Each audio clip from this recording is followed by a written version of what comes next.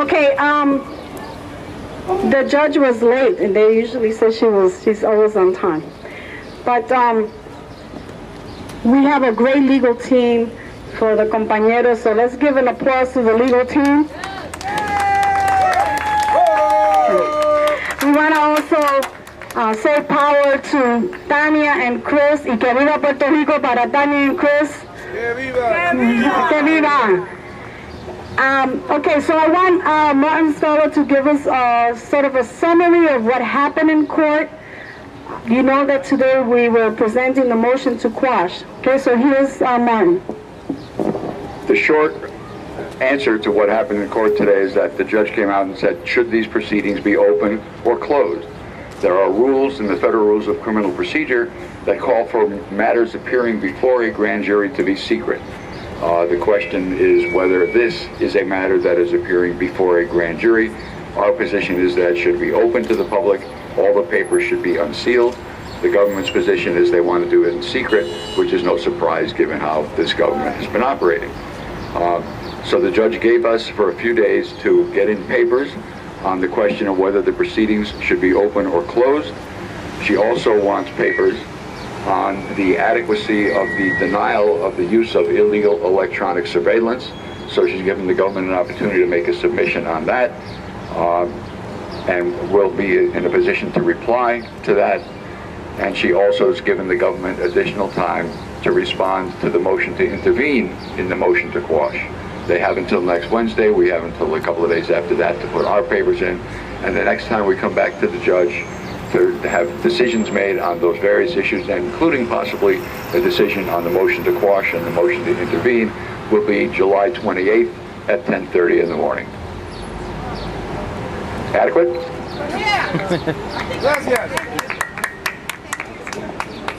So the motion to quash did not take place.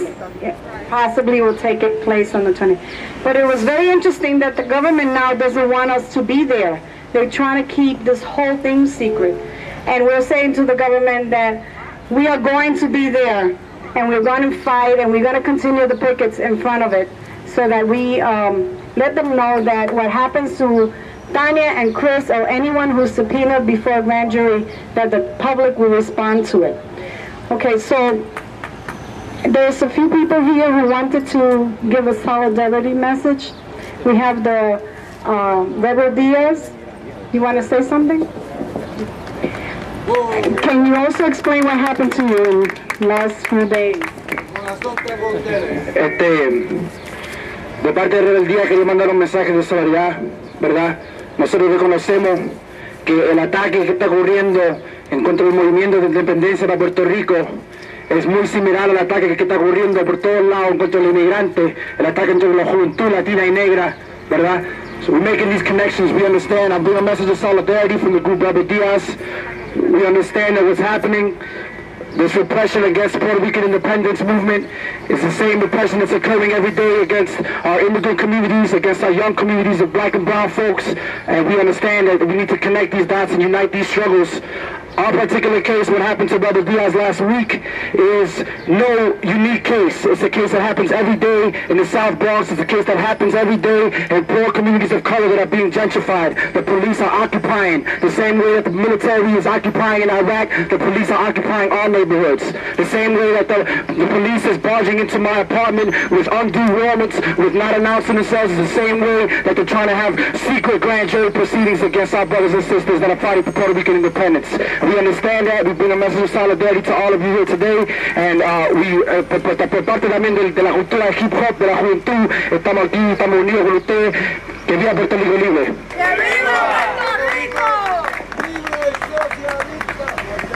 Yeah, it's very interesting how our young people have exerted beautiful values. For example, Rebel Diaz group was protesting because the police was throwing away the food of the food vendors in Prospect Avenue and Longwood, and they came out to defend the food vendors. One of them was selling coquito and coco and, you know, the ices, and they came out to defend them, and it was the police who took them, threw them in the floor, and you know, committed acts of violence against them.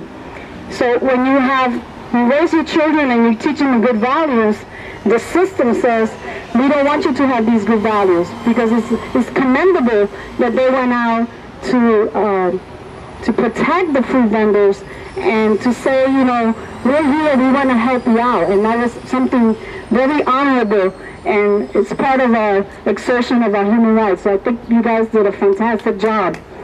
And it was wrong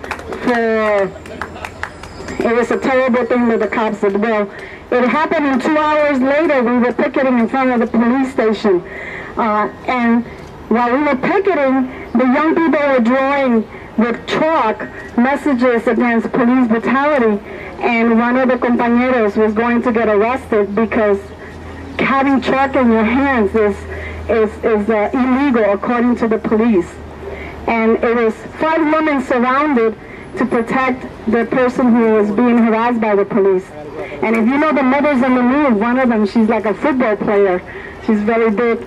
And we were able to stave off a possible further arrest of one of the organizers of the picket. And I say that was women power in that case. I also want to say that we went and did the press conference in front of City Hall, and it was 3 female councilwomen who came to the defense of Tanya and Chris and made connections. They came and denounced the grand jury abuse and harassment of Puerto Rican independence activists. As you know, already 5 have been called before the grand jury. And we were very, very happy that Melissa Mark Barberito, Councilwoman Melissa Mark Barberito, and Letitia James from Brooklyn, and Rosie Mendez from the Lower East Side came out to denounce this grand jury abuse. And I guess it was very effective, because now the government wants the whole thing to be kept secret so that no one knows what's going on behind closed doors. So I want to thank everyone for coming out to support the grand jury sisters. We have a long struggle ahead of us, but you know, in our struggle we know that we are victorious, because we're on the right side, because we're about truth and dignity and protecting injustice and protecting the human rights of people. So if anyone else wants to make a statement, Jericho, do you want to make a statement? The Jericho group? Roger, you want to make a statement?